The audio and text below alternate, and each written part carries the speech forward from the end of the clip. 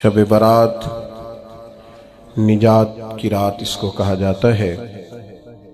میں ویسے بھی رسمی تقریر نہیں کیا کرتا، اور آج تو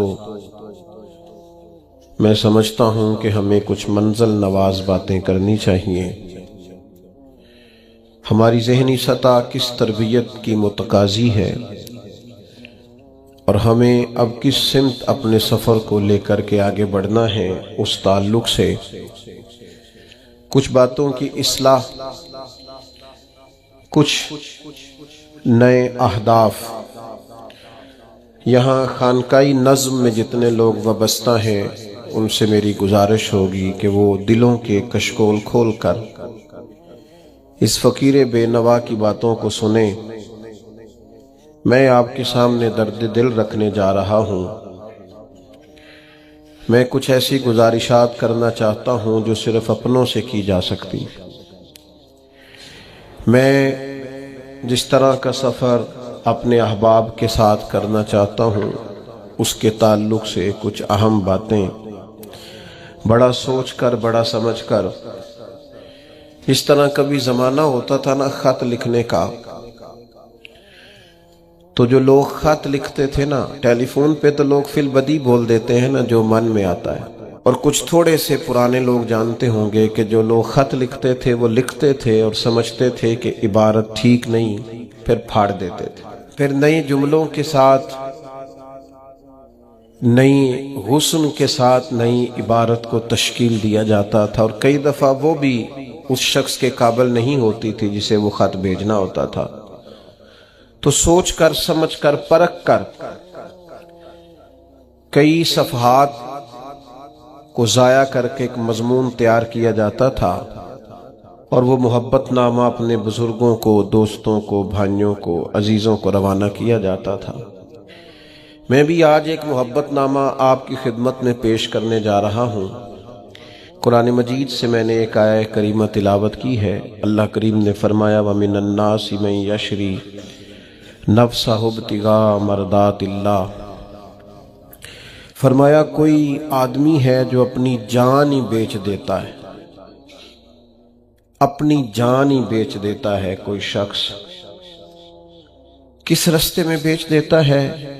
مرضات اللہ، اللہ کی رضا تلاش کرتے ہوئے۔ اس رستے میں اس نے اپنی ساری زندگی بیچ ڈالی، لیکن اس کا مقصود یہ تھا کہ مجھے میرا رب مل جائے، میرے رب کی رضا مل جائے، اللہ اور اس کے رسول کی محبت کا حصول میرے لیے آسان ہو جائے۔ اس رستے میں اس نے جان ہی بیچ دی۔ مالک نے اس آیت میں یہ نہیں فرمایا اسے کیا دوں گا، اجر کیا ملے گا، اس کا ثواب کتنا ہے، جنت کہ کس درجے میں اسے رکھا جائے گا۔ فرمایا کوئی آدمی ہے، کچھ لوگ ہیں جو اپنی جان ہی بیچ دیتے ہیں اللہ کی رضا تلاش کرنے میں۔ تو نتیجہ ایک جملہ صرف بیان کیا، فرمایا واللہ رؤوف بالعباد، اللہ بھی پھر اپنے بندوں پر بڑا ہی مہربان۔ اس جملے نے بات کو اتنا کھول دیا ہے، اتنا واضح کر دیا ہے۔ فرمایا اگر تم نے میری خاطر، نبی پاک صلی اللہ علیہ وسلم نے ارشاد فرمایا جب شعبان کی 15ویں رات آئے تو رات کو بیدار رہا کرو اور صبح کو روزہ رکھا کرو۔ تو جب حضور نے کہہ دیا بیدار رہو تو پھر کسی کو سونا نہیں چاہیے، بیدار رہنا چاہیے۔ اور بیداری کا مطلب یہ نہیں کہ وہ آدمی بس جاگتا رہے، اس کا مطلب یہ ہے کہ وہ اللہ اللہ کرے، درود پاک پڑھے، عبادت کرے، تلاوت کرے، ذکر فکر میں رہے۔ کچھ باتیں اس مقصد کے لیے کہ اس رات اللہ پاک نے اپنی رحمت کے دروازے کھولے ہیں، تو کچھ ایسی بات کی جائے جس سے دل نرم ہو جائے۔ دوستو، قرآن مجید کی 2 آیات میں نے پڑھی ہیں۔ اللہ کریم نے فرمایا یا ایھا الذین آمنوا اتقوا اللہ حق تقاتہ، اے ایمان والو اللہ سے ڈرو، اور اتنا ڈرو جتنا ڈرنے کا حق ہے۔ ڈرو اللہ پاک سے، اور جس طرح تم کسی سے ڈرتے ہو، ڈرنے کا حق ہوتا ہے، وہ حق ادا کرنے کی کوشش کرو۔ ہم میں سے بہت سارے لوگ ڈرتے ہیں کچھ لوگوں سے، اور جب وہ ڈر رہے ہوتے ہیں تو انہیں احساس ہوتا ہے۔ اللہ پاک نے ہمارا وہ احساس خود بیان کر دیا ہے، فرمایا جب تم کسی سے ڈرتے ہو تو تمہیں اس کا احساس ہوتا ہے کہ تم کتنا ڈرتے ہو، تو پھر تم کوشش کرتے ہو کہ تم وہ کام نہ کرو جس سے وہ بگڑ جائے گا، ناراض ہو جائے گا۔ جو لوگ قانون سے ڈرتے ہیں وہ اشارہ نہیں توڑتے، کچھ بھی ہو جائے اشارہ نہیں توڑتے، انہیں پتہ ہے کہ یہاں اشارہ توڑیں گے تو الجھ جائیں گے، اور جہاں انہیں فکر نہ ہو کہ کوئی پوچھنے والا نہیں، وہاں ہم نے دیکھا ہے کہ لوگ اشارہ توڑ دیتے ہیں۔ اللہ تبارک و تعالیٰ نے موقع دیا، میں حرمین شریفین حاضر ہوا تو وہاں ایک روڈ دائری روڈ کہلاتا ہے، اس روڈ سے پیدل چلنے والے نہیں گزر سکتے۔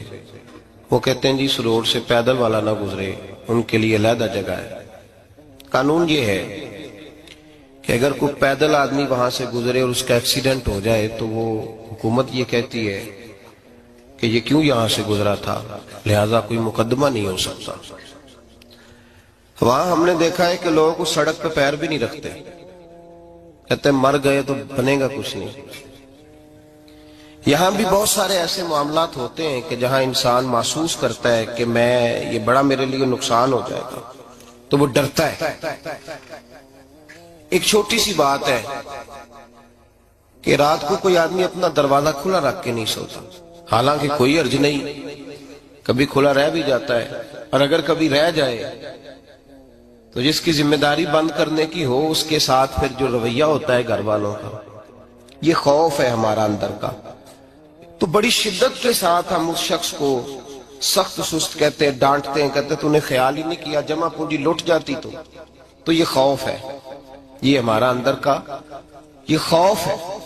آپ بازار میں جائیں تو درجنوں لوگوں نے گن مین بٹھائے ہوئے ہیں، ان کا دل نہیں کرتا کہ اضافی تنخواہ دی جائے، کیا مطلب ہے ایک آدمی کو اضافی پیسے دینے کا، لیکن وہاں آدمی بٹھایا جاتا ہے، اس کو تنخواہ دی جاتی ہے، اس کی روٹی کا بندوبست کیا جاتا ہے، اس کے سارے ضروریات زندگی کا خیال رکھا جاتا ہے، اور پس منظر یہ ہوتا ہے کہ ڈر لگتا ہے اگر یہ شخص نہ ہوا تو ہماری چوری ہو جائے گی۔ تو اللہ فرماتے ہیں کہ تو جہاں سے ڈرتا ہے تجھے پتا ہے، تو اس طرح کر کہ مجھ سے بھی اتنا ڈر جتنا ڈرنے کا حق ہے۔ یہ جھوٹ موٹ کا ڈراوا نہ پیدا کر کے اوہ اللہ معاف کرے جی، اچھا جناب ڈرتے ہیں آپ اللہ تعالیٰ سے، آپ نے تو کانوں کو ہاتھ لگائے، تو پھر آپ کیا کر رہے ہیں؟ اللہ معاف کرے جی میں تو بات نہیں کرتا، بس 2-4 آدمیوں کی پگڑی اچھالوں گا، اس سے زیادہ نہیں۔ ڈر لگتا ہے جی بات کرتے ہو، 15-20 آدمی بس میرے قابو آئے، یہ کس قسم کا ڈر ہے؟ ڈرنے کا حکم دیا، اور میرے رسول کریم سید عالم صلی اللہ تعالی علیہ وآلہ وسلم نے ارشاد فرمایا کہ تو رب کریم سے دنیا میں ڈر جا جس طرح ڈرنے کا حق ہے، جب قیامت کا دن آئے گا تو اللہ تجھے ڈرائے گا نہیں بلکہ اپنی رحمت کی چھاؤں میں جنت میں داخل کر دے گا۔ یہاں ڈر، ایک جگہ تو اللہ نے فرمایا ڈرو، اور کچھ جگہوں پہ فرمایا کہ جو میرے علم والے بندے ہیں نا، جن کو میں نے علم دیا ہے، عالم ہیں، ان کے بارے میں فرمایا کہ ان کے دلوں میں میری خشیت ہے۔ انما یخشی اللہ من عبادہ العلماء، اللہ کے بندوں میں سے جو علم والے ہیں وہ اللہ کی خشیت رکھتے ہیں۔ قرآن نے ایک جگہ کہا ڈرو، خوف کا لفظ بھی استعمال کیا، وَلِمَنْ خَافَ مَقَامَ رَبِّهِ جَنَّتَانِ، خوف بھی ہے اور خشیت بھی ہے، ان دونوں کا معنی ایک ہی ہے، ڈرنا، خوف کا معنی بھی اور خشیت کا معنی بھی، ڈرنا۔ جب آپ علماء لغت کو پڑھیں گے، عربی ادب کو جاننے والے لوگوں کا مطالعہ کریں گے تو انہوں نے یہی لکھا ہے کہ ان دونوں کا معنی ڈرنا ہے۔ میری طرف دیکھیے، توجہ کریں، کچھ سمجھانے لگا ہوں، اس نقطے کو ضرور سمجھیے گا۔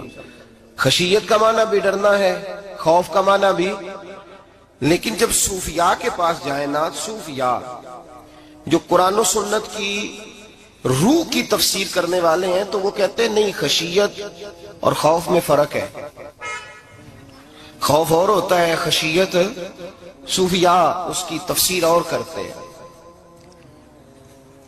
وہ کہتے ہیں خوف بھی ہوتا ہے اور خشیت بھی ہوتی ہے، الگ الگ چیزیں ہیں، ایک نہیں۔ بڑی خوبصورت بات ہے، اگر آپ سمجھ گئے تو آپ کو فائدہ دے گی۔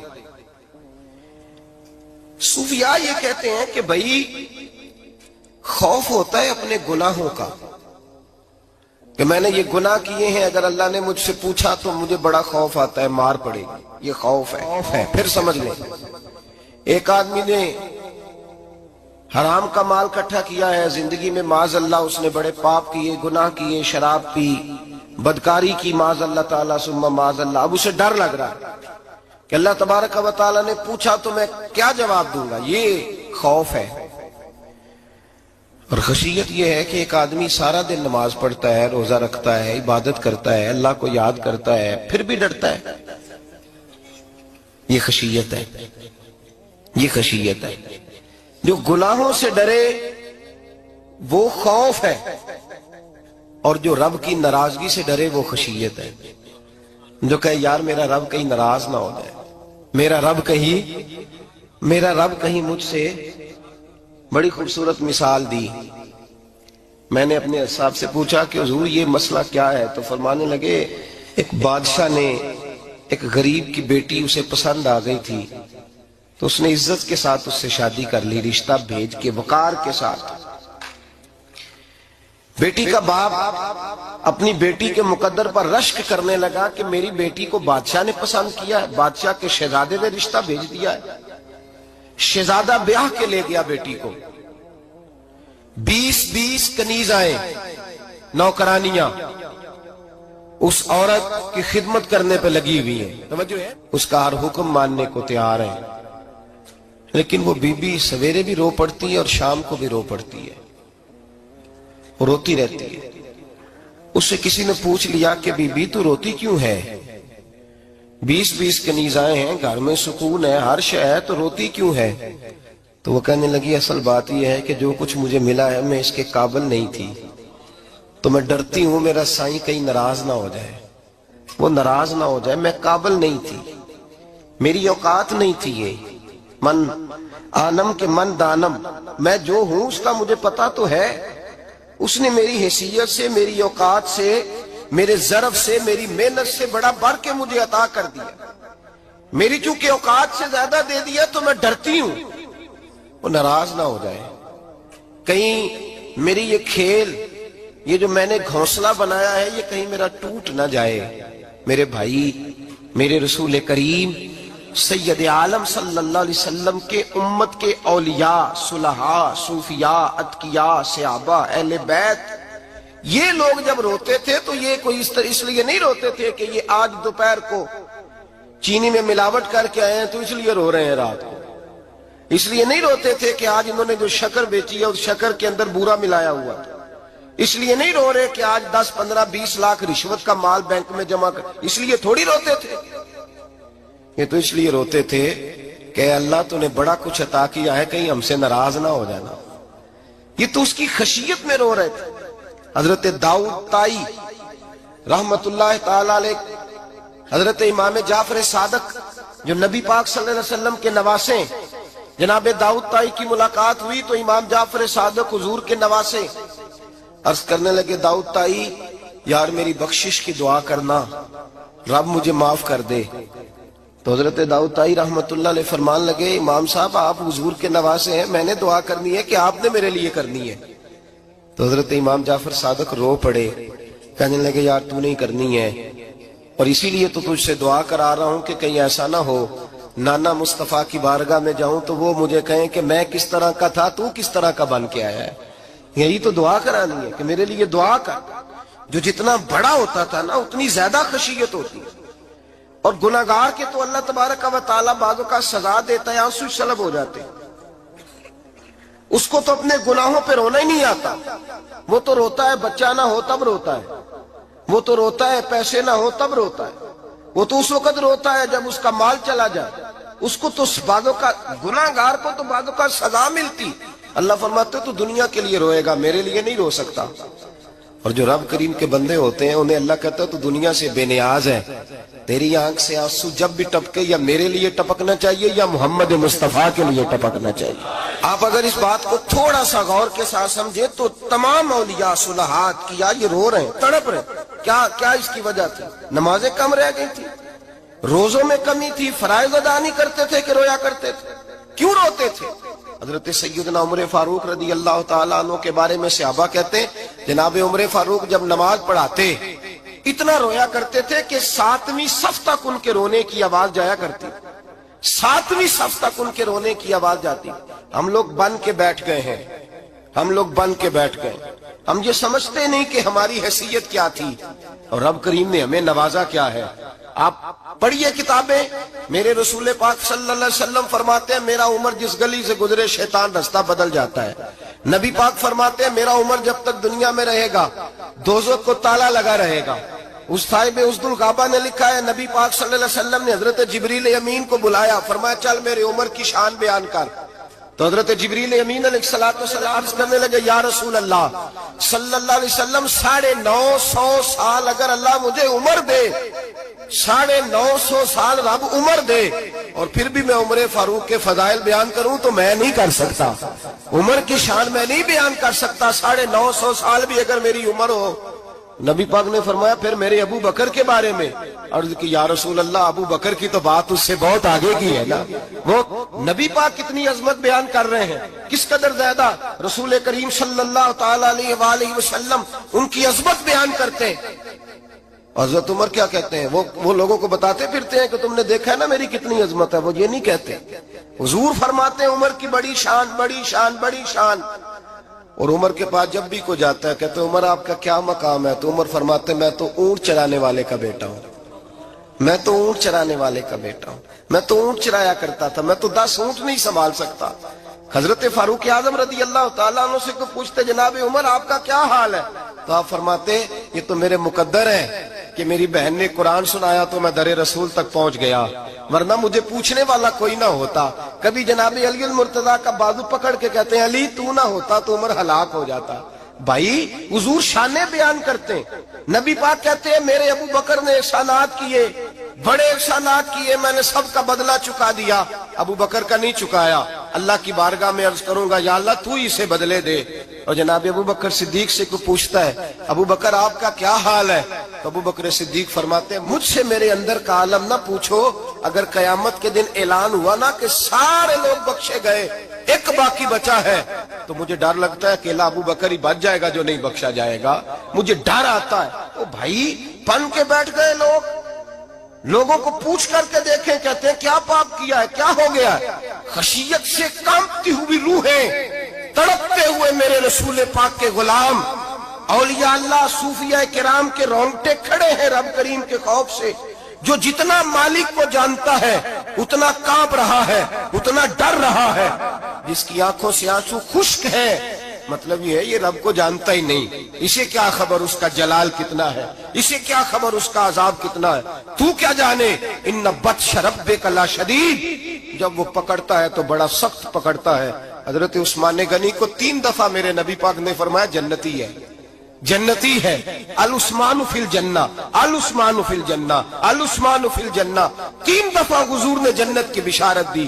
میرے مصطفیٰ کریم نے فرمایا میرا عثمان گلی سے گزرے تو فرشتے بھی اس کی حیا کرتے ہیں۔ جناب عثمان غنی جن کو میرے نبی نے 2 بیٹیاں دے کے کہا عثمان میری 100 بیٹی بھی ہوتی، ایک کے بعد دوسری انتقال کرتی جاتی تو میں ساری تیرے نکاح میں دے دیتا، وہی حضرت عثمان غنی قبر پہ کھڑے ہیں حضور کے وصال کے بعد، ایک قبر پہ کھڑے، آنکھوں سے آنسو جاری ہے، داڑھی ساری آنسوؤں سے بھر گئی ہے، روتے ہی جاتے ہیں، روتے ہی جاتے ہیں۔ غلام کہتا عثمان یار رونا ہمیں چاہیے، رونا ہمیں چاہیے، جن کو کوئی بشارت نہیں اور آپ کو تو 3 بشارتیں، روتے کیوں ہو؟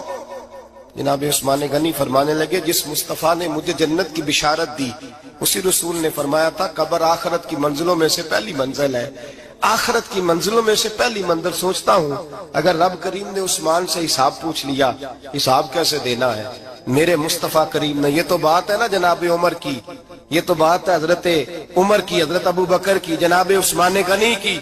اور جس شیر خدا کے بارے میں نبی پاک نے فرمایا علی منی वाना मिन अली, फरमाया अली और मैं दो नहीं, मैं अली हूं और अली मैं है। जिनको फरमाया मन कुन्तु मौला हूं वहादा अलीयुन मौला, जिसका मैं मौला उसका अली भी, जिस मौला अली शेर खुदा को ये दर्जा दिया, वो अलीउल मुर्तजा उठे हैं, नमाज का वुजू किया है, मुसल्ले की जानिब जाने लगे तो जनाब अली का वजूद थर थर कांपने लगा, थर थर छम छम आंसू बरसने लगे। हजरत सैयदना इमाम हसन आगे बढ़े, अब्बा जी क्या हुआ? और मैं हसन डर रहा हूं, मालिक की बारगाह में जा रहा हूं, कहीं रब अली को धुतकार ही ना दे, कहीं मालिक अली से हिसाब ही ना पूछ ले, कहीं अल्लाह तबारक व तआला नाराजगी की नजर से ना देखे। ओ भाई, हम लोग इतने दलेर, इतने तगड़े, इतने स्याह, इतने अक्लमंद, इतने गुनाहों के पीछे पहाड़ हैं, लेकिन मजाल है कोई एक कतरा वो आंसू जो हमने संभाल के रखे हैं दुनियादारी पे बहाने के लिए। कभी अपना हिसाब कर, कभी सोच।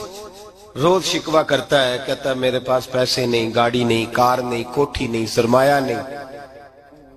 कभी सोच जो कुछ है, अगर रब करीम मेरे और आपके अमाल देखे तो हमारी हैसियत है कि वो सारा कुछ हमें दिया जाता, हमारी औकात थी कि वो हमें दिया जाता जो उसने दिया है। टटोल के देखें, उम्र गुजर गई, शिकवे करते, जरा पलट के देखें, अगर हमारे गुनाह और हमारी नेकियां इकट्ठी की जाएं तो हम जजा वाले नहीं सजा वाले निकलते हैं माज़अल्लाह। महमूद गजनवी बड़ा प्यार करते थे अय्याज के साथ, बड़ा प्यार करते थे, नवाजा करते थे, रोज कोई ना कोई तोहफा मिलता था अय्याज को। कुछ हसद करने वालों ने कहा महमूद तू इसे तोहफे देता है और ये जंगल में असला इकट्ठा कर रहा है, ये तेरे खिलाफ अलहदा से फौज तैयार कर रहा है, कुछ वक्त आएगा ये तुझे छोड़ के अलहदा से बादशाही का दावा कर देगा। महमूद गजनवी कहने लगे ये किस तरह की बात? क्या तुम्हें पता है कि अय्याज असर से लेकर इशा तक कहाँ रहता है? महमूद कहने लगे यार वाकई मैंने कभी पूछा तो नहीं, शक का बीज बो दिया, शक का बीज बो दिया। महमूद गजनवी कहने लगे अच्छा आज मैं पीछा करूंगा, तफ्तीश करूंगा, तहकीक करूंगा कहाँ जाता है, तहकीक करूंगा। महमूद गजनवी निकले पीछा करने। असर के बाद अय्याज ने जंगल का रुख किया, महमूद भी पीछे पीछे हो लिए। कहते हैं जंगल के बीच जाके एक झोंपड़ी आई, उस झोंपड़ी के अंदर अय्याज गए, दरवाजा खोला, अंदर चले गए। मुझे बड़ा गुस्सा था कि हर बात मुझे बताता है, ये क्यों नहीं बताई। जब अय्याज अंदर गए तो मैंने जोर जोर से दरवाजा खटखटाया गुस्से के साथ। अय्याज ने दरवाजा खोला, बाहर आए, मैंने कहा पीछे हट। अय्याज पीछे हटे तो मैं अंदर चला गया। महमूद कहते हैं जब मैं अंदर गया तो मैंने उस झोंपड़ी में एक पुराना कुर्ता लटका हुआ देखा, एक टूटे हुए जूते पड़े हुए देखे, एक छोटा सा डंडा देखा, एक मटका, एक प्याला देखा। मैंने सारी तलाशी ली तो चंद टूटी फूटी पुरानी चीजें। मैंने कहा अय्याज ये क्या है? तो कहते हैं अय्याज कहने लगा बादशाह टटोल के देख ले, यही कुछ है जो तूने देखा। मैंने कहा ये है क्या? कहते हैं अय्याज पैरों में बैठ गया, तड़प के रोने लगा, कहने लगा बादशाह ये मेरी औकात है, ये मेरी औकात है, ये मेरी औकात है, ये मेरी औकात है। का क्या मतलब? कहने लगे जिस दिन तेरे पास आया था ना तो ये मेरी कायनात थी कुल, आज तेरी मेहरबानियों ने मुझे यहां तक पहुंचा दिया है। मैं जो तेरा गद्दार नहीं ना होता, मैं जो तेरी नाफरमानी नहीं करता, इसलिए नहीं करता कि मैं हर शाम आके अपनी औकात याद करता हूं और फिर मुझे रोज रात को मेरा नफ्स कहता है इसका वफादार रहना, इसका वफादार रहना। तो इस हाल में था जब आया था, अगर ये बिगड़ गया तो फिर तुझे अपनी औकात का पता है ना। महमूद गजनवी ने सीने से लगाया, कहने लगे आज तक तू बचा भी इसलिए है कि तू अपनी औकात नहीं भूला। मुल्ला रूमी कहता है अपनी औकात याद रख, तू क्या था। तुझे एक रात सोने न दे तो अपनी टांगों पे खड़ा नहीं हो सकता, तेरी वो आंख ले जाए तो कुछ नहीं कर सकता, वो तुझे माजूर कर दे तो कुछ नहीं कर सकता। 30-30 साल के ऊंचे 7 फुट कद के जवान उसने फालक ज़दा करके अस्पतालों में डाल दिए, वो कुछ न कर सके। बड़े बड़े पहलवान जो कहते थे कि हम उठे तो दुनिया उठती है, उसने फेंक दिए मनो मट्टी के नीचे, कुछ न कर सके। अपनी हैसियत न भूल, میرے رسول کریم سید عالم صلی اللہ علیہ وسلم نے فرمایا دو باتوں میں لوگ دھوکے میں ہیں، دھوکے میں ہیں، دھوکے میں ہیں، دھوکے میں۔ یا رسول اللہ کون سی؟ فرمایا جو صحت مند ہے وہ دھوکے میں ہے، وہ سمجھتا ہے میں کبھی بیمار ہی نہیں ہوں گا، مجھے روز اسی طرح نیند آئے گی جس طرح اب آتی ہے، میں روز اسی طرح اٹھوں گا جیسے اب اٹھتا ہوں، میں اتنا ہی لمبا چوڑا رہوں گا جس طرح آج ہوں، میرا حسن اسی طرح قائم رہے گا جیسے آج ہے، تو دھوکے میں ہے، دھوکے میں۔ بڑے بڑے آئے اور بڑے بڑے مٹی کا ڈھیر ہو گئے، فنا ہو گئے، کل من علیہ فان، فنا ہو گئے، کوئی پوچھنے والا نہ رہا۔ اور میرے رسول پاک نے فرمایا جو فارغ ہے، جن کو رب نے اپنی عبادت کے لیے فارغ کیا، اپنے دین کی نوکری کے لیے فارغ، وہ بھی دھوکے میں ہیں، وقت ضائع کر رہے ہیں، چوک اور چوراہے میں کھڑے ہیں۔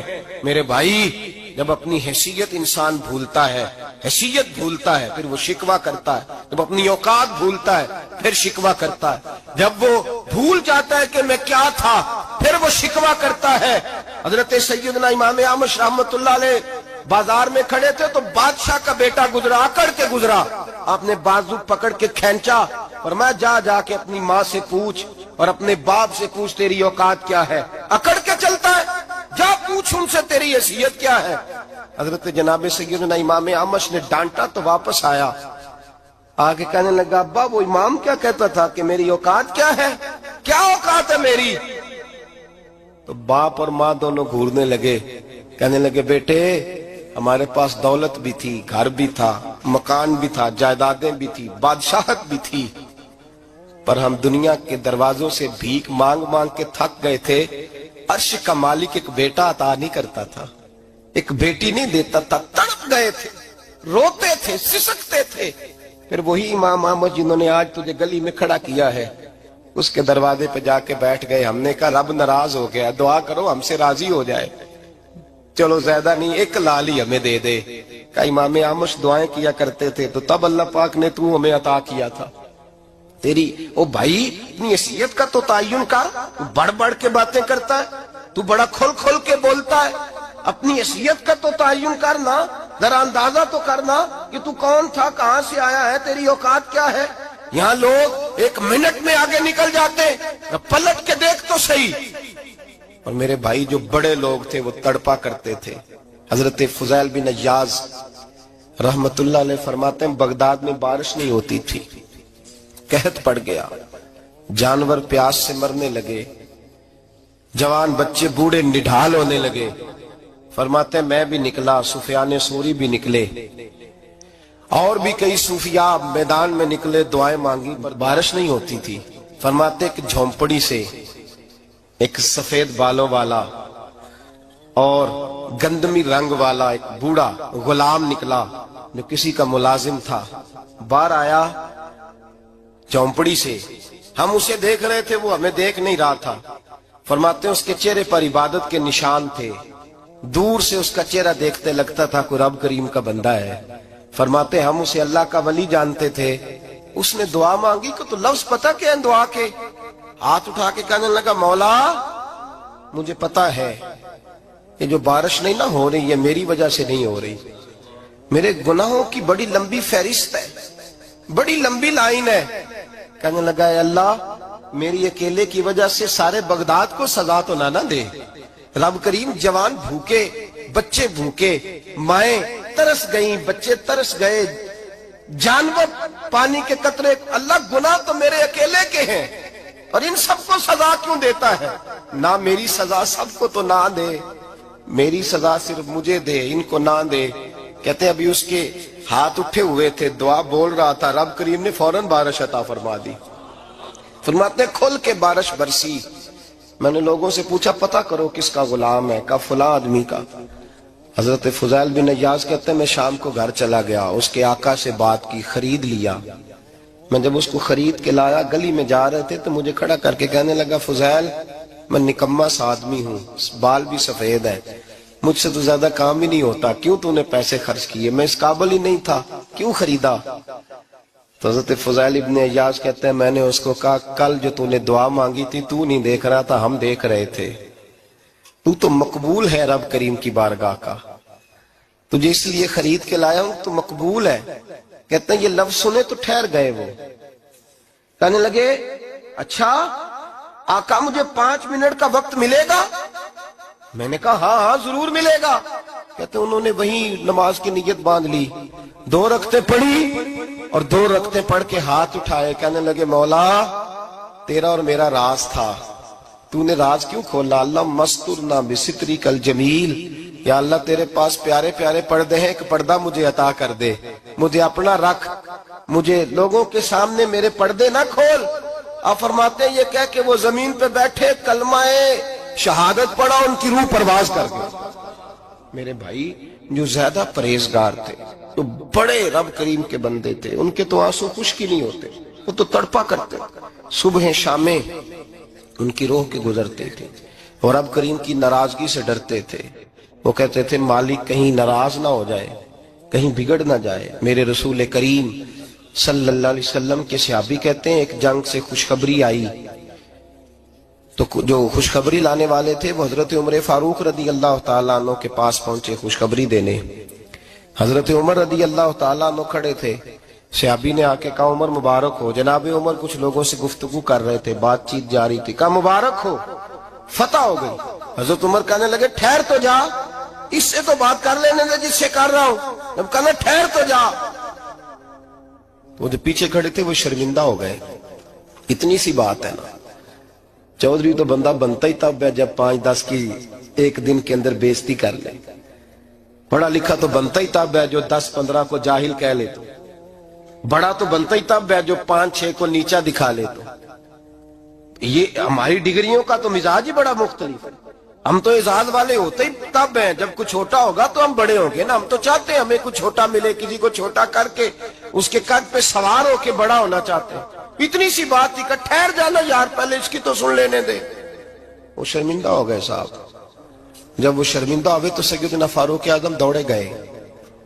صحابہ کہتے ہیں گارا تھا، کیچڑ تھا، اس گارے میں سر رکھا، سجدہ کرنے لگے، اٹھے، کہنے لگے مولا اپنے عمر سے ناراض نہ ہو جانا، یہ کل تک اونٹ چرایا کرتا تھا، آج تیری مخلوق کو شرمندہ کرنے لگ گیا ہے، یہ اپنی حیثیت ہی بھول گیا، اسے خبر ہی نہیں کہ یہ کیا تھا، یہ آج تیری مخلوق کو شرمندہ کرتا ہے، اللہ اپنے عمر سے ناراض نہ ہو جانا۔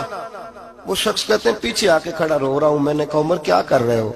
فرمایا نہیں یار میں نے تجھے شرمندہ کیا ہے، یہ میں بھول گیا تھا کہ میں کیا ہوں۔ بھائی اپنی حیثیت کا تعین کریں، آؤ آج اپنی حیثیت کا تعین کریں، دیکھیں ہم کہاں تھے کہاں بیٹھے، پلٹ کے دیکھیں کیا تھے ہم کیا ہیں، راتیں کہاں گزرتی ہیں، صبح کہاں بیتتی ہیں۔ ایک لمحے کے لیے پلٹ کر اپنے ظلم، زیادتیاں، جھوٹ، غیبتیں، بے حیائیاں، اپنی زندگی کے امور کا اگر ہم یک نظر جائزہ لیں، پیچھے پلٹ کے دیکھیں تو حضرت جناب سیدنا غوث اعظم جیلانی رضی اللہ تعالیٰ عنہ فرمایا کرتے تھے اگر لوگ اپنے گناہ یاد کریں تو وہ پریشان ہو جائیں کہ ہمیں پانی کا قطرہ کیوں مل رہا ہے، وہ اگر اپنی غلطیاں یاد کریں تو انہیں احساس ہو کہ ان کا سانس کیسے چل رہا ہے۔ بھائی اگلی بات سنو گے تو اور حیران ہو جاؤ گے۔ حضرت غوث اعظم رضی اللہ تعالیٰ عنہ فرمایا کرتے، آپ فرمایا کرتے کہ اب خیال آتا ہے، اب سوچ آتی ہے کہ رب کریم نے کتنی ڈھیل دی ہوئی ہے، ہم ہیں کہ سمجھتے ہیں یہ میری عقل مندی کا کمال ہے کہ مجھے سارا کچھ نافرمانی کے باوجود بھی مل رہا ہے۔ بھائی خشیت الہی پیدا کریں، جتنا بندہ بڑا ہوتا تھا اس کے دل میں خوف بھی اللہ کا وہ جانتا تھا۔ حضرت امام اعظم ابو حنیفہ بیٹھے تھے تو ایک بی بی فتویٰ پوچھنے آئی، بی بی روز خامن سے مطالبہ تو کرتی ہے، فلاں چیز چاہیے فلاں چیز چاہیے، اللہ کرے وہ یہ مطالبہ کرنے لگ جائے کوئی شے نہیں چاہیے، جو چاہیے حلال کا چاہیے، آمین تو کہہ دے۔ اللہ کرے بی بی یہ مطالبہ کرنے لگ جائے سوکھی روکھی چاہیے پر چاہیے مجھے جائز دینا، بے شک ایک وقت دینا، اللہ کرے یہ مطالبہ ہونے لگ جائے۔ شب برات کی بڑی مقدس رات، اللہ کرے اس رات یہ مطالبہ ہونے لگ جائے۔ ایک بی بی آئی خاتون، چرخہ کاٹتی ہے، سوت بناتی ہے، حضرت امام صاحب سے مسئلہ پوچھنے آئی۔ کیا مسئلہ پوچھا اس نے؟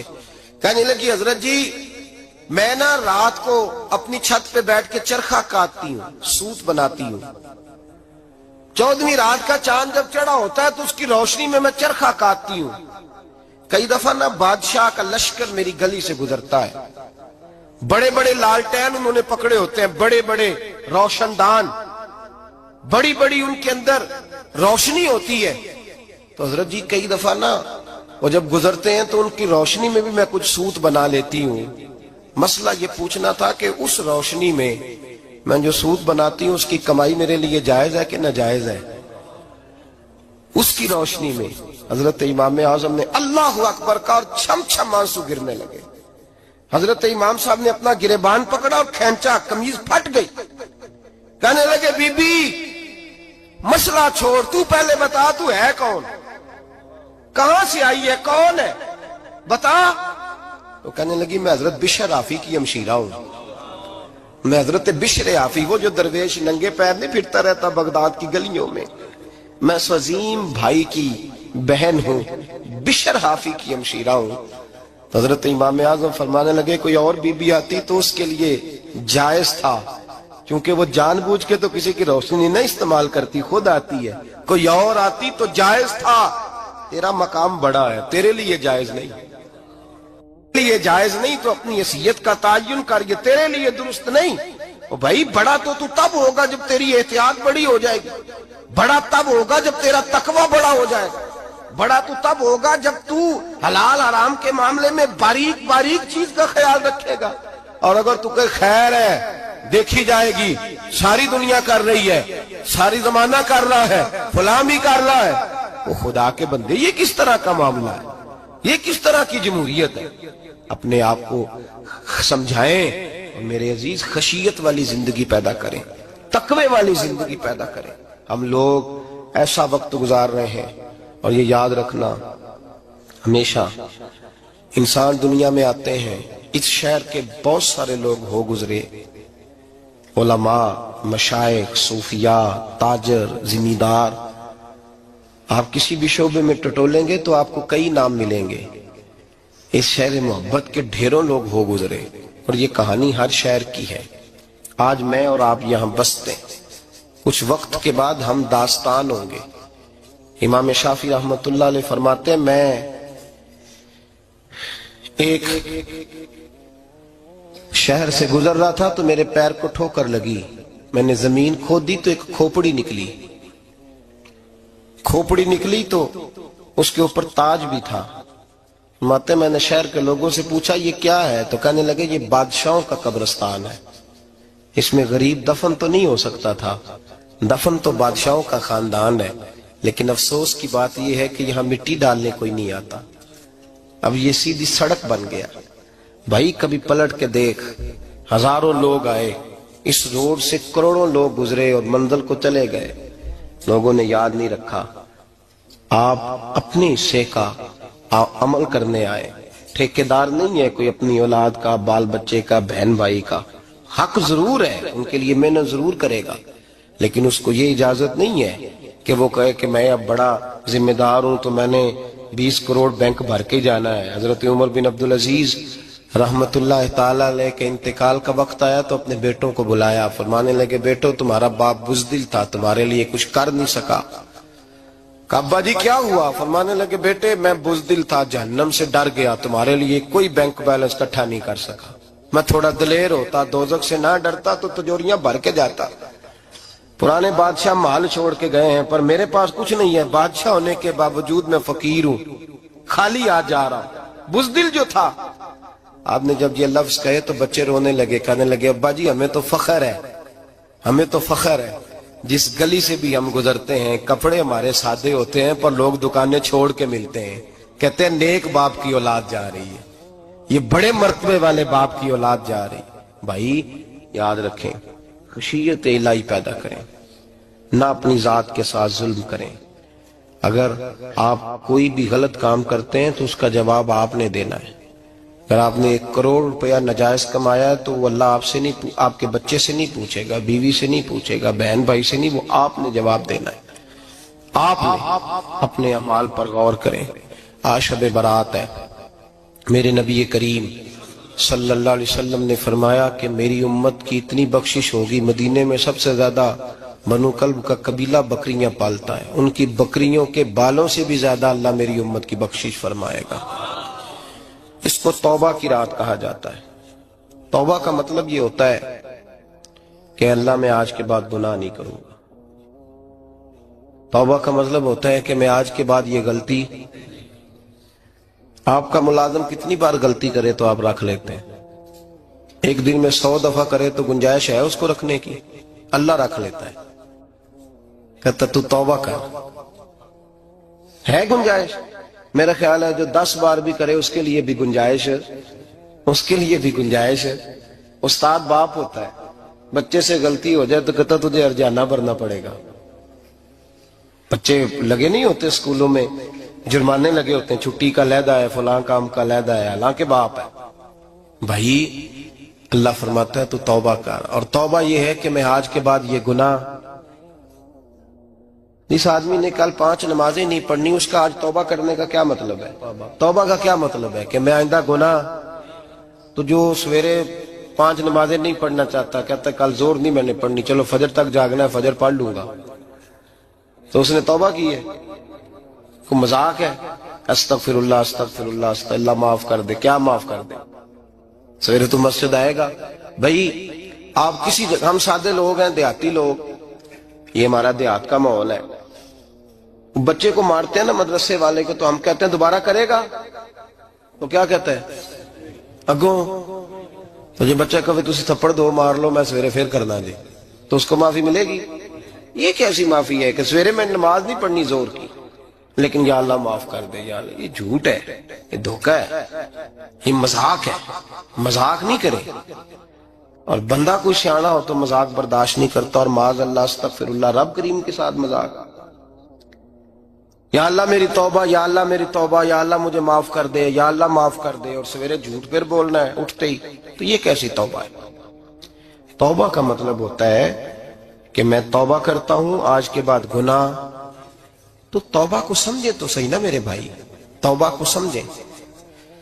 تمام صحابہ، چونکہ شراب حرام نہیں تھی تو ہر آدمی پیا کرتا تھا، جب حرام ہو گئی تو پھر کسی نے منہ نہیں لگایا، توبہ ہو گئی تو پھر ہو گئی، پھر معاملہ ختم ہو گیا۔ پھر کبھی قریب حضرت مرثد بن ابی مرثد البغوی رضی اللہ تعالیٰ عنہ حضور کے صحابی ہیں، آپ فرماتے ہیں میرے اندر ایک غلطی تھی، میرا بہت ساری خواتین کے ساتھ دوستانہ تھا، نبی پاک کی بارگاہ میں جب میں گیا اسلام کی بائعت کی تو حضور نے فرمایا تیری نظر جھکی رہنی چاہیے، خبردار کسی عورت سے تیرا، کہتے ایک نصیحت نبی پاک نے کی۔ آپ فرماتے ہیں میں نے اپنے دل کو اس طرح سمجھایا کہ عورتیں اگر میرے پاس آ کے کھڑی ہوتی تھی تو میرے اندر کا وجود کہتا تھا کہ ہو ہی نہیں سکتا میری توجہ جائے، اس لیے کہ توبہ کی ہے، اب دوبارہ ادھر توجہ جا سکتی؟ میرے بھائی توبہ کو اس کے مفہوم کے ساتھ توبہ کریں، جھوٹ نہیں بولیں، گناہ نہیں کریں۔ میرے رسول کریم صلی اللہ علیہ وسلم نے فرمایا استغفار پڑھا کرو، میں دن میں 100 مرتبہ استغفار کرتا ہوں۔ حضور کہتے ہیں میں دن میں، حضور 100 دفعہ دن میں استغفار کرتے۔ امام حسن کے پاس ایک شخص آیا، کہا میرے پاس اولاد نہیں، فرمایا استغفار پڑھ۔ ایک پھر آ گیا، اس نے کہا حضور میرے پاس روزی نہیں، فرمایا استغفار پڑھ۔ ایک اور آیا، اس نے کہا حضور بیماری بڑی ہے گھر میں، فرمایا استغفار کر۔ آپ کے صاحبزادے بیٹھے تھے، کہا ابا جی جو آتا ہے آپ استغفار ہی بتاتے ہیں۔ آپ فرمانے لگے جب کوئی بندہ توبہ کرتا ہے تو رب راضی بڑا ہوتا ہے۔ تو میں نے سب کو توبہ کا وظیفہ بتایا ہے، جس کی جو بھی مجبوری ہو اگر توبہ کر لے تو اللہ تعالیٰ اسے آسانی عطا کر دیتا ہے، اللہ اس پہ نظر رحمت کر دیتا ہے۔ اپنے آپ کو تبدیل کریں، نماز کو اس کی حقیقت کے ساتھ پڑھا کریں، اس کی حقیقت کے ساتھ نماز کو پڑھیں، 5 وقت مسجد میں حاضری دیں، چھوڑ کے سارے کام چھوڑ کے، باقی سارا کچھ بعد میں۔ آپ کا رشتہ لوگوں کے ساتھ زندگی کا ہے، موت کا نہیں ہے۔ آپ خود دیکھ لیں، جن کے بزرگ چلے گئے وہ ڈیلی جاتے ہیں قبرستان، کل وہاں بیٹھتا ہے 2 گھنٹے جا کے، والد صاحب ہیں، دادا جی ہیں، نانا جی ہیں، دیکھا کبھی کسی کو صبح گیا ہو شام آیا ہو؟ یہی حال ہمارا ہوگا، بالکل کوئی نہیں جائے گا۔ اور پھر جب کوئی انتقال کر جاتا ہے نا تو کوئی یہ نہیں کہتا کہ ابا جی کو غسل دے لو، کہتے ہیں میت کو غسل دو۔ ماں آنکھوں کی ٹھنڈک ہوتی ہے لیکن کہتے ہیں لاش کو اٹھاؤ، جنازے کو اٹھاؤ، آپ کے رشتے ناتے ختم ہو گئے۔ اگر آپ ناراض نہ ہوں تو مجھے جنازے پڑھانے کا موقع ملتا ہے. ایک دو بات عرض کرتا ہوں، اس کے بعد ذکر کرتے ہیں، انشاءاللہ دعا ہوگی.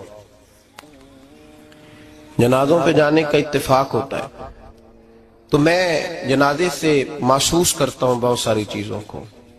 میں دیکھتا ہوں کہ جنازہ ہونے کے باوجود لوگ یہ سمجھتے ہیں کہ یہ ہونا تھا کام، یہ ہو گیا، اور وہاں کیفیت یہ ہوتی ہے کہ صرف یہی جنازہ ہے، اسی نے فوت ہونا تھا، ہم تو بچے ہوئے ہیں. قرآن پاک سے محبت کرنا، قرآن پاک پڑھنے والوں سے پیار کرنا، قرآن کے مدارس کو آباد کرنا، یہ بڑا مشکل ہوتا جا رہا ہے. ہم ایک مدرسہ چلاتے ہیں، ہم محسوس کرتے ہیں کہ یہ بڑا کٹھن معاملہ ہے، بڑا کٹھن. ایک تو تنقید کی نظر بھی سب سے زیادہ اداروں کی طرف ہوتی ہے، اور سب سے کم تعاون بھی اداروں کے ساتھ ہوتا ہے. مجبوری کے ساتھ ادارے وقت گزارتے ہیں. اپنا رجحان مدارس کی جانب کریں اور دین سیکھنے کی طرف رجحان کریں. قرآن مجید صحیح پڑھنا سیکھیں، قرآن مجید صحیح سمجھنا سیکھیں. اور پھر میرے بھائی، جو آیات آپ کو ضروری ہیں، نماز جنازہ ہے، وضو ہے، غسل ہے، آپ کے روزمرہ کے معاملات ہیں، وہ کسی اچھی کاری سے، اہل سنت کے کسی شخص سے ان کی درستگی کرائیں، اپنے معاملات پہ غور کریں، یہ ان کوتاہیوں سے باہر آئیں، قرآن پاک سے محبت کریں اور دینداروں کے ساتھ جڑیں. ایک گزارش آپ سے اور کرنی ہے، اس کو بھی کھلے دل کے ساتھ سنیے گا، کھلے دل کے ساتھ. یہ شب برات کی رات ہے اور میں ذمہ داری کا مظاہرہ کرتے ہوئے بات کرنا ضروری سمجھتا ہوں. آپ کسی پیر صاحب سے ملیں، کسی آستانے پہ جائیں، یہ کچھ گزارشات ہیں، بات میری ختم ہو گئی وہ کر کے میں دعا کرنے لگا ہوں. تو شریعت اسلامیہ کا ضرور پاس اور لحاظ کریں. یہ دیکھیں جس صوفی کے پاس، درویش کے پاس، جس کو آپ پیر سمجھ رہے ہیں، اسے کوئی قرآن حدیث بھی آتا ہے، وہ کوئی سنت شریعت کا بھی پابند ہے. میری اپنی جماعت سے ہاتھ باندھ کے گزارش ہے، خدا را اب بس کر دیں.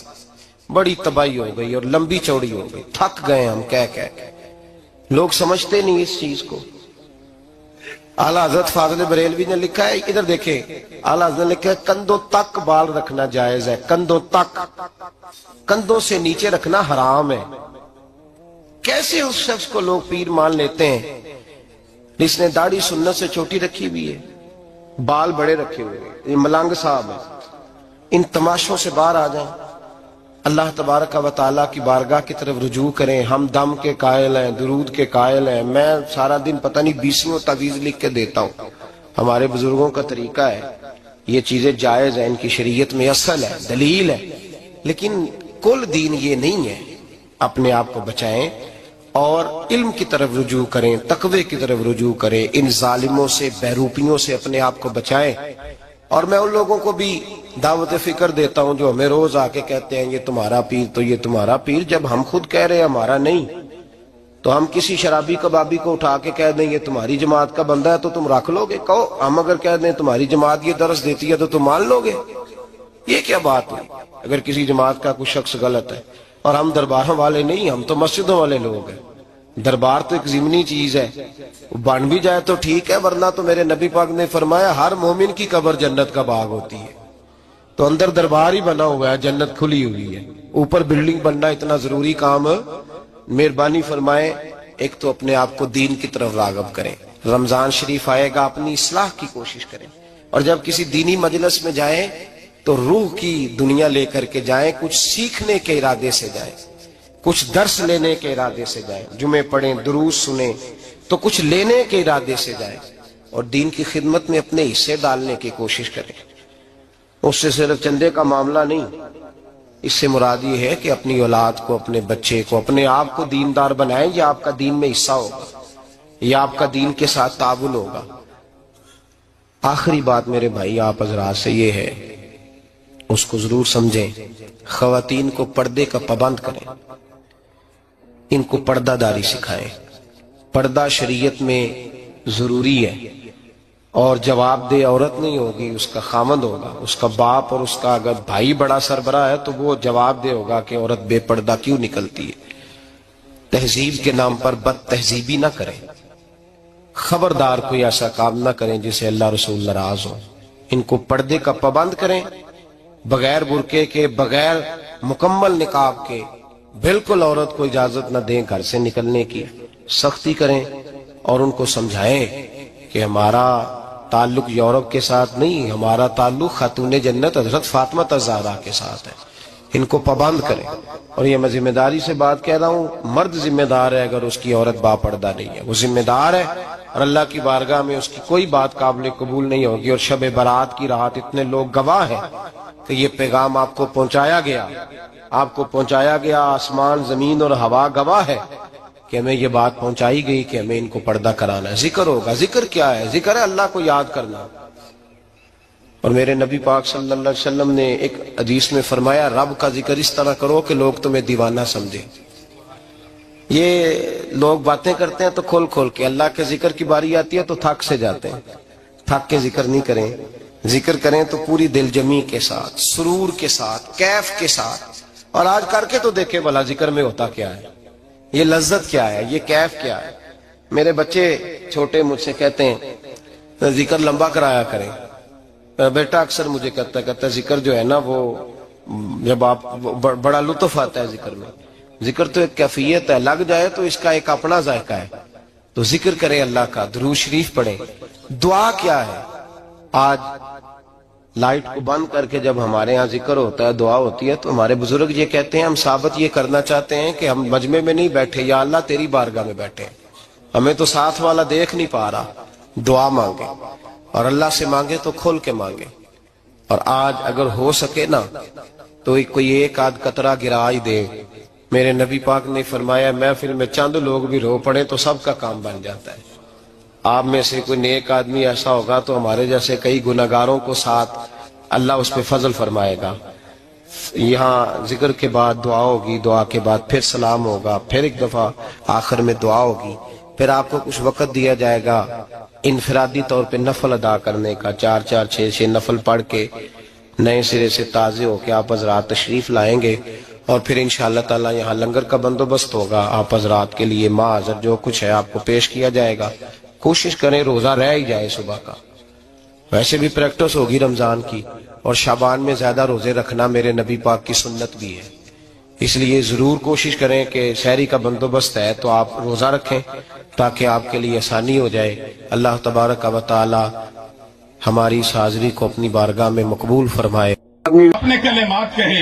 رب کریم کی قسم میرے پاس لفظ نہیں کہ میں آپ کی خدمت میں ان کیفیات کو بیان کر سکوں جو آپ کے بیان میں لطف تھا، جو لفظ تھے، جو جملے تھے، جو کلمات تھے، جو سلاست تھی، جو روانگی تھی، جو حسن بیان تھا، جو ندرت بیان تھا، وہ دنیا سے جدا گانا ہے. مولا اس آواز کو سلامت رکھے. اور دوسری بات یہ ہے کہ اللہ تعالیٰ صحت و عافیت والی زندگی عطا فرمائے. آپ نے علامہ ثمر عباس صاحب کی زبان سے اشارتاً اور کنایتاً اپنے احوال کو جاننے کی کوشش کی. 2 باتیں مختصر، جسٹ 2 منٹ. 2 منٹ میں ایک بات آپ کی خدمت میں کہنا چاہتا ہوں. انہوں نے اشارتاً بات کی ہے، میں ذرا کھلی بات کرنے کا. آپ کے شہر ٹوبہ ٹیک سنگھ میں سنیت کا تشخص ختم کیا جا رہا ہے. وہ تشخص، وہ امتیاز، وہ عظمت جو امام احمد رضا نے اہل سنت کو عطا کی تھی، ٹوبہ ٹیک سنگھ میں اس تشخص کو مٹھایا جا رہا ہے.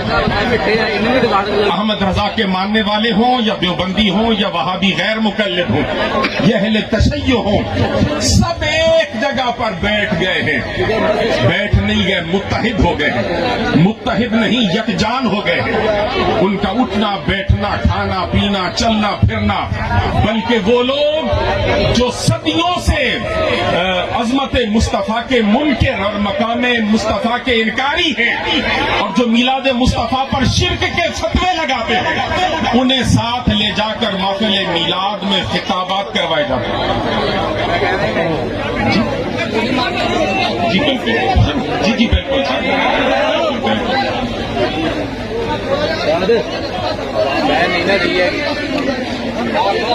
جی جی بیٹھو بیٹھو، تشریف رکھو، کر لینے ٹھیک سارا کچھ.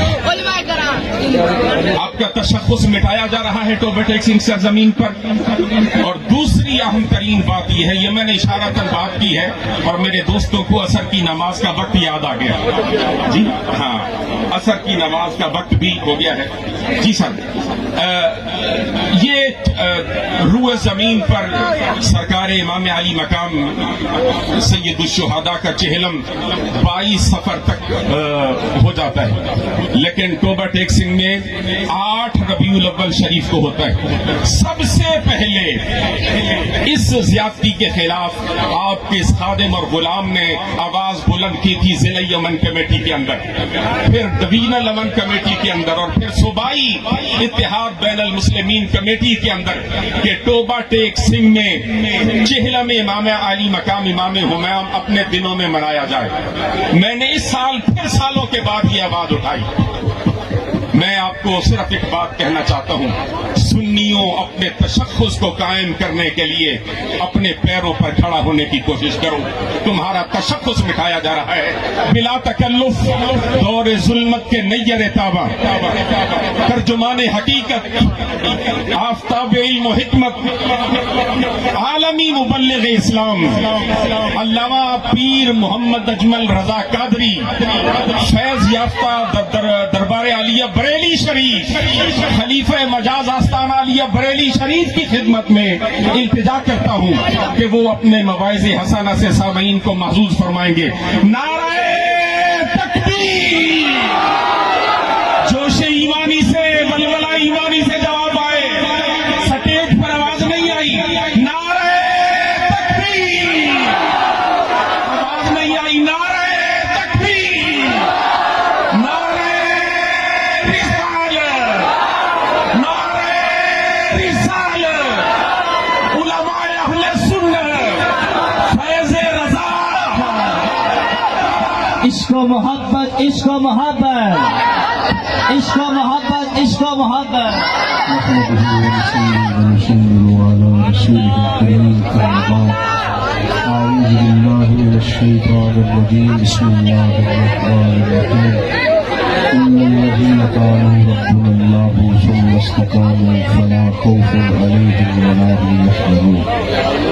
صدق اللہ العظیم۔ درود شریف پڑھ لیجیے۔ الصلاۃ والسلام علیک یا رسول اللہ پیارے بھائی، چھوڑ دیں موبائل سارے جیبوں میں رکھ لیں، چھوڑ دیں نہیں آپ نے، درود شریف پڑھیں باواز بلند۔ الصلاۃ والسلام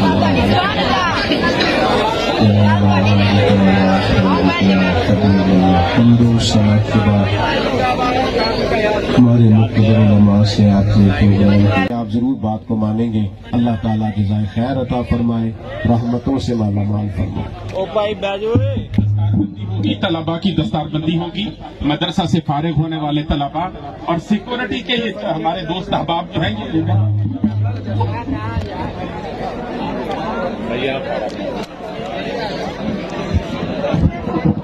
یہ ڈبل لین لگا لے بھائی، سیکورٹی کے دوست جو ہے نا جی، ڈبل لین لگائیں اور راستہ کلیئر کریں، حضرت کو جانے میں دشواری نہ ہو۔ دوست احباب تشریف رکھیں، طلباء کی دستار بندی ہوگی، صرف 10 منٹ کے لیے آپ بیٹھیں اور جی انشاءاللہ حضرات صاحب احترام، طلباء کی دستار بندی ہے، تھوڑا سا وقت دیں، خوش نصیب جی جماعت انشاءاللہ نمازی اثر یہاں پر ادا ہوگی، صرف اللہ پاک خوش رکھے، نمازی اثر اسی جگہ پر ادا ہوگی اور انشاءاللہ حافظ عثمان